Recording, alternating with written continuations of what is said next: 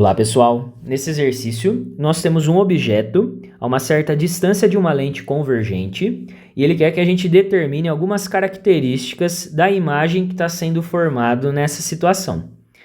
Então pessoal, para a gente resolver essa questão, nós poderíamos pensar no desenho, aproveitando aqui a região quadriculada, nós poderíamos traçar os raios notáveis e localizar aonde a imagem está sendo formada, identificando as características que o exercício está pedindo. Esse seria um caminho. Ou um outro caminho seria utilizando as equações de lentes esféricas.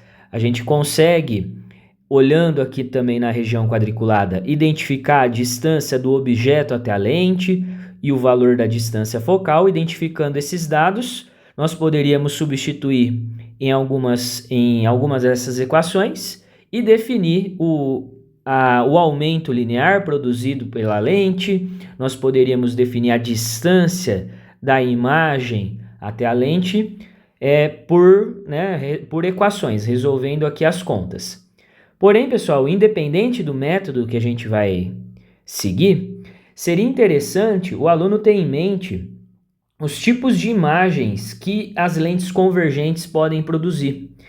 Então, dependendo da posição que o objeto ele está da lente convergente, ela vai fornecer uma imagem com características diferentes. Quando o objeto está atrás do anteprincipal, a uma distância maior do que o dobro da distância focal, ele sempre vai produzir uma imagem, a lente sempre vai produzir uma imagem menor e invertida nessa região entre o anteprincipal e o foco. Quando o objeto está no anteprincipal, a imagem também vai estar no anteprincipal do outro lado e vai ter o mesmo tamanho. Se o objeto estiver entre o anteprincipal e o foco, a imagem vai estar além do anteprincipal do outro lado e vai ser maior. E se o objeto estiver em cima do foco, a imagem é imprópria, não há formação de imagem, a gente fala que ela se forma no infinito.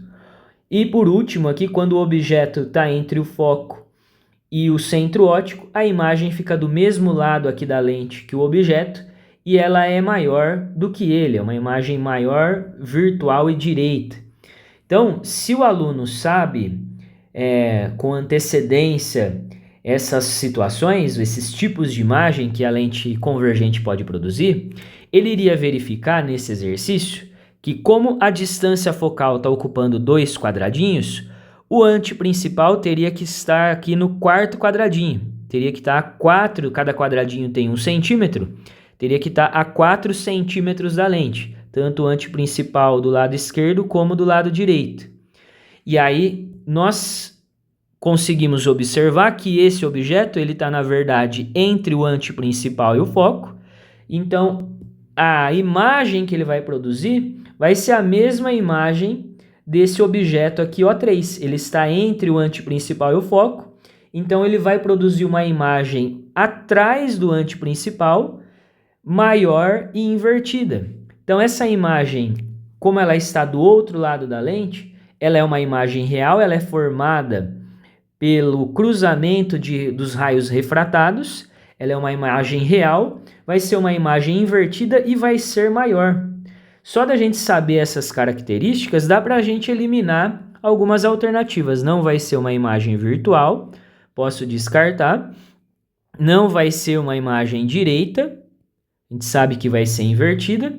Agora, a nossa dúvida fica entre ser uma imagem que mede 4 centímetros de tamanho, e uma imagem que está a 3 centímetros da lente.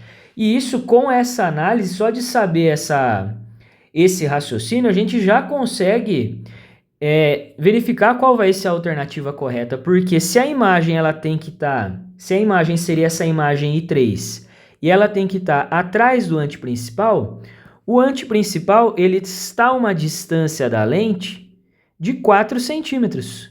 Como a imagem ela vai ter que estar aqui para trás, essa imagem que eu chamei de I3, ela vai estar a uma distância da lente superior a 4 centímetros. Aqui no item dele está falando que a imagem está a 3 centímetros da lente. E essa imagem ela tem que ser maior do que o objeto. E o objeto tem 2 centímetros de tamanho, faz sentido ela ter um tamanho de 4 centímetros, seria aqui, por exclusão, a alternativa A. O aluno que saberia, né, que soubesse com antecedência essas configurações, ele conseguiria responder esse exercício sem fazer conta e sem precisar traçar os raios notáveis. Então aqui a gente sabe que essa distância aqui não poderia ser de 3 centímetros. Só por exclusão a gente já assinalaria a alternativa correta, que é a alternativa A.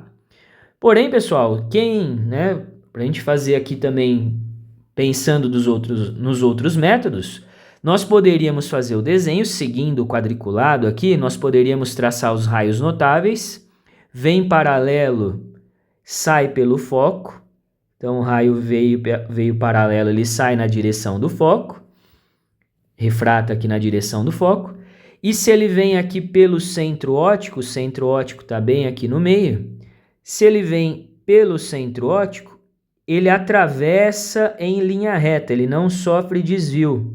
Esse raio de luz não sofre desvio. E aí a imagem iria se cruzar, né? Se eu tivesse feito certinho, iria estar exatamente a imagem nessa posição, onde cruza os raios refratados. A imagem estaria aqui. Então, como a gente já assinalou a alternativa, né? Faz sentido aqui a imagem ela está ocupando 2, 3, 4 quadradinhos. Ela tem realmente um tamanho de 4 centímetros e a distância que ela está da lente é uma distância de 6 centímetros. 1, 2, 3, 4, 5, 6 centímetros.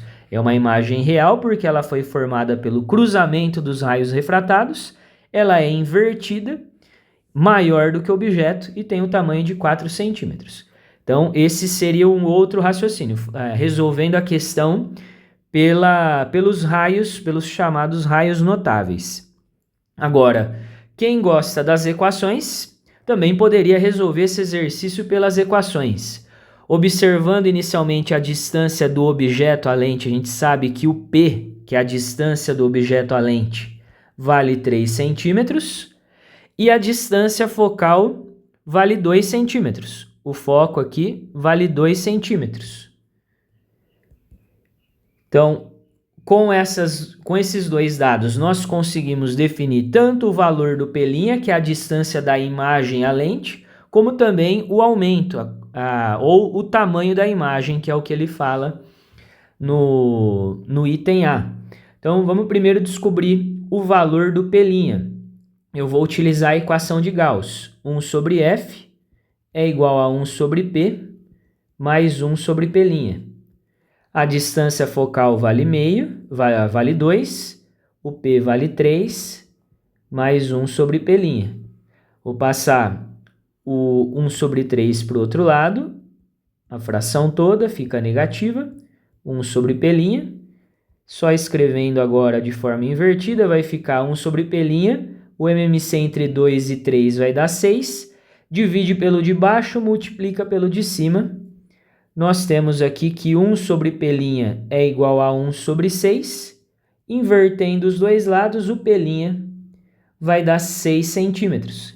E era o que a gente tinha identificado, né? Fazendo aqui o desenho. A imagem realmente está localizada a 6 centímetros da lente. Então não tinha alternativa que falasse... Não, na verdade tinha a alternativa B, que fala que a imagem está a 6 centímetros da lente, mas ele estava classificando a imagem como direita e virtual. Como o P' deu positivo, essa imagem é uma imagem real. Uma imagem real. Agora, para descobrir o tamanho da imagem, nós poderíamos utilizar a igualdade A igual a F sobre F menos P. Eu estou pegando essa igualdade porque tanto o foco como o valor do P, distância focal e o valor do P foram valores que a gente conseguiu identificar no desenho. Então, quero saber o tamanho da imagem. Então, na verdade, eu vou substituir esse A por I sobre O. O I é o tamanho da imagem que eu quero descobrir. O O é o tamanho do objeto. O objeto está ocupando 2 quadradinhos. Então, ele tem 2 centímetros de altura. A distância focal é 2. Aqui 2. e o P vale 3. Então, o I sobre 2 é igual a 2 sobre menos 1. 2 dividido por menos 1, mais com menos vai dar menos 2. Esse 2 que está dividindo passa multiplicando. O I vai dar menos 4 centímetros. Esse sinal de menos é para dizer para a gente que a imagem ela é invertida. Imagem invertida e tem 4 centímetros de altura. Então, aqui realmente todas essas resoluções comprovam para a gente que a alternativa correta é realmente a alternativa A.